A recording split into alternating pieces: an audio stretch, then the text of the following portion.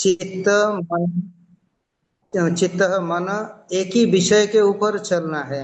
अगर हम गंगा जी को ध्यान कर रहे हैं तो गंगा जी का ही ध्यान हो रहा है, दूसरा और किसी कोई अन्य बीच में अन्य विचार बुद्धि में न आ जाए।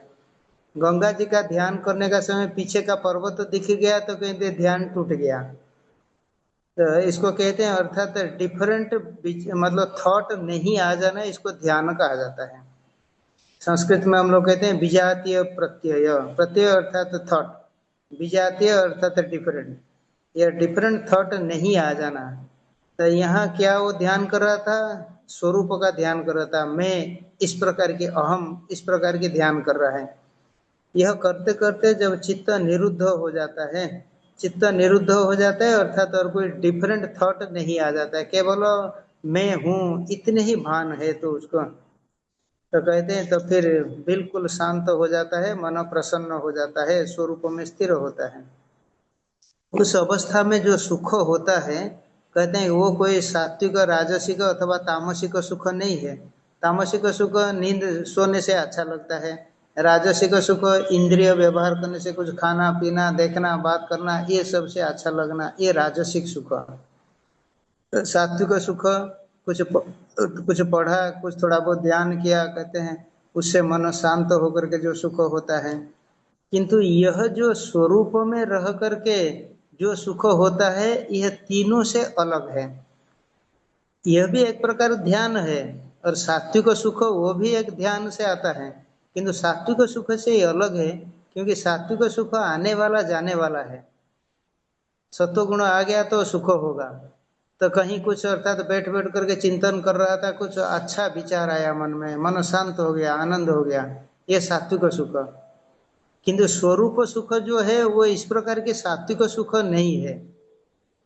और थोड़ा स्पष्ट करने के लिए, आपका स्वरूप ही सुख रूप है, उसके ऊपर जब एक आवरण आता है, एक आच्छादन, एक कवरिंग आता है, जैसे एक सात्विक थॉट आया, अर्थात कोई एक आप चीज विचार कर रहे थे, घट नहीं रहा था और वो समाधान हो गया, चित्त बिल्कुल शांत होकर के सुख हुआ, यह एक थॉट से सुख हुआ, इसको सात्विक सुख कहा जाएगा। किंतु जब इस प्रकार के किसी पदार्थ से सुख नहीं हुआ, केवल मैं हूं और बिल्कुल स्थिति, कहते हैं वो स्वरूप सुख है। स्वरूप सुख ये अन्य सुख के द्वारा कवर हो जाता है। सात्विक सुख हुआ, राजस सुख हुआ, तामस सुख हुआ, यह कवर कर देते हैं स्वरूप सुख को। स्वरूप सुख सर्वदा है, वो आने वाला जाने वाला नहीं है। जब उसके ऊपर कवरिंग आ जाता है तो वो और पता नहीं चलता। कि जो सात्विक सुख है वो आने वाला जाने वाला है, क्योंकि किसी, हम विचार कर रहे थे किसी अर्थात, नहीं तो भगवत दर्शन हुआ, मतलब कोई विग्रह दर्शन हुआ, मन एकदम प्रफुल्लित हो गया, फिर आंख बंद हो गया, अंदर अंदर में चिंतन करके सुख हुआ, ये सात्विक सुख, ये आया, जो आएगा वो जाएगा भी। किंतु स्वरूप सुख इस प्रकार की नहीं है, वो सदा रहने वाला है, रहता है सर्वदा। तो क्यों हमको पता नहीं चलता, कहते हैं कवर्ड हो जाता है बाय अदर थॉट्स, अन्य सुखों के द्वारा कवर हो जाता है। कहते हैं अन्य सुखों के पीछे हम क्यों चलते हैं, अगर वो आने वाले जाने वाले हैं, जो हमेशा रहने वाला है, हम उसके साथ क्यों नहीं चल करके यह सब आने वाला जाने वाला सुखों के साथ चलते हैं। जो राजसिक सुख होता है, कुछ देखे, कुछ खाए, कुछ सुने, कुछ दूसरों से बात किए, उससे सुख होता है, और वो हमारा स्वरूप सुखों को कवरिंग करता है। तो हम ये राजसिक तामसिक पीछे क्यों जाते हैं, कहते हैं यही संस्कार, हमारा जो संस्कार है, it forces us in that direction. हम अपने आप को हेल्पलेसली उस डायरेक्शन में ठेले हुए पाते हैं, हम रोक नहीं पाते हैं, चलते हैं उससे और सोचते हैं कि इसी से सुख होता है। किंतु ये सुख सब आने वाले जाने वाले हैं, जब चले जाते हैं दुख होता है, फिर चलते हैं कि फिर कैसे मिलेगा वो सुख, बार बार उसको करते हैं, तब तक कर सकते हैं जब तक हमारा इंद्रियों का, सेंस ऑर्गन का कोटा पूरा न हो जाए। जैसे किसी व्यक्ति को मीठा खाने से सुख होता है, खूब खाया खाया, फिर पेनक्रियास फेल्योर हो गया, कहते हैं कि हमारा कोटा पूरा हो गया, डायबिटिक हो गया। इसी प्रकार की इंद्रियों का सामर्थ्य भोग से धीरे धीरे घट जाता है, क्योंकि इंद्रिय कितना भोग कर पाएंगे, that quota is fixed during your birth only. तो जितना जितना भोग करते हैं वो कोटा पूरा हो जाता है। बहुत ज्यादा कर लेंगे तो कोटा बिल्कुल पूरा हो जाएगा, आगे कर ही नहीं पाएंगे, किसी प्रकार की एक नेचुरल प्रतिबंधक आ जाएगा, हर्डल्स आ जाएगा। किंतु जब हम ये सब, ये सात्विक राजस तामस सुखों के पीछे नहीं पड़ेंगे, ये सब नहीं चाहिए, केवल मैं हूँ इतने ही, कहते हैं वो सुख को कोटा उसका पूरा होने वाला नहीं है, क्योंकि वो तो स्वरूप है, दैट इज एग्जिस्टेंस इटसेल्फ। तो इसलिए यह हमको किसी घटना, किसी वस्तु से जो सुख मिलता है उसके पीछे हमारा मन जितना कम चलेगा, हम स्वरूप सुख के दिशा में जा सकते हैं, जो कि इटरनल हमेशा रहने वाला है। तो जब तक हम ये बाहर से मिलने वाला ऑब्जेक्ट से सुख लेते रहते हैं, तब तक हमारे लिए संभव नहीं है स्वरूप जो हमेशा रहने वाला इटरनल सुख का अनुभव करने के लिए। ये श्लोकों के द्वारा वो कहा जाता है। यत्र यत्र च अयम स्थितः न चलति, स्वरूप सुख से फिर सुख में फिर जब स्थिर हो जाता है और फिर और उसका डिफ्लेक्शन नहीं होता है, हमेशा स्वरूप के तरफ वो बहता रहता है, मैं हूँ बस आनंद में रहता है। कुछ चीज प्राप्त होने से, कहते हैं प्राप्त होने से मेरा स्वरूप आवरण हो जाता है, तो प्राप्त होने से सुख नहीं होता है, प्राप्त होने से आवरण होकर के दुख होता है। तो इसलिए वो किसी प्रकार के आवरण को स्वीकार नहीं करेगा, अर्थात बाहर का ऑब्जेक्ट से सुख किसी प्रकार के लेने को नहीं चाहेगा। हमको जितना जितना ये होगा, हम ये स्वरूप सुख का अनुभव कर पाएंगे। इसी को 22वां श्लोक में कहते हैं, यम जिसको प्राप्त करके अन्य किसी भी सुख को अधिक नहीं मानता है। जिनको स्वरूप सुख प्राप्त होता है वो किसी ऑब्जेक्ट, किसी घटना, किसी इवेंट में रुचि नहीं रखेंगे, कहेंगे इससे मिलने वाला नहीं है जो वास्तविक हम जो सुख हमको मिल रहा है, वो सब ये बाहरी ऑब्जेक्ट से मिलने वाले नहीं है। कहते हैं जिससे स्थिर हो जाने से कितने बड़ा दुख भी हो, वो कहेगा ये सब आने वाले जाने वाले हैं। दुख तो शरीर को लेकर के हो सकता है, मन के लेकर के हो सकता है।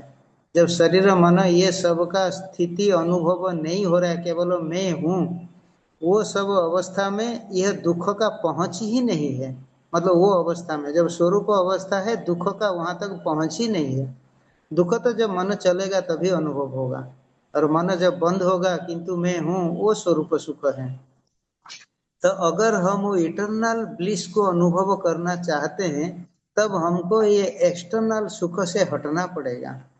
एक्सटर्नल सुख का संस्कार अधिक होने से हमको बार बार संसार में वो लगाता है। जो चीज से हमको सुख मिला है बार बार वही करवाएगा, वो खाने में, पीने में, देखने में, वो करने में, उसी में बार बार लगाएगा। और ये जो स्वरूप सुख प्राप्त हुआ, कहते हैं कि वो दुख का संबंध आगे कभी नहीं होगा। कहते हैं वही वास्तव योग है, स्वरूप सुख का अनुभव करना, दुख का संबंध ही और करने नहीं देगा। क्योंकि दुख का संबंध मन के साथ होता है, जब हम मन से ही अलग है, इसलिए दुख आगे कभी होने का संभावना ही नहीं है।